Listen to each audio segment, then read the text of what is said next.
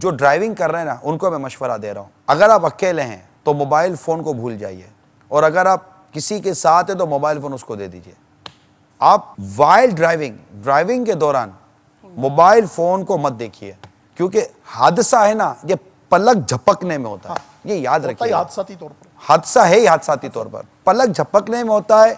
यहां देखा हादसा हो गया, वहां देखा हादसा हो गया, हाय हाय, इधर देखा हादसा हो गया, बातों में लगे हादसा हो गया। अल्लाह अकबर। आपने फोन पे खाली ये देखा ना किसकी कॉल आ रही है, ये देखना 5-10 सेकंड लगते हैं इसके अंदर, और इसमें अल्लाह ना करे हादसा हो जाए। जिस मिसाल के तौर पर आप किसी के पीछे स्मूथली मोटरवे पे हाईवे पे जा रहे हैं, स्मूथली जा रहे हैं, घंटी बजी, देखा, लेकिन आप नीचे देख रहे आगे वाले ने अचानक ब्रेक मार दिया था, आपको पता नहीं चला।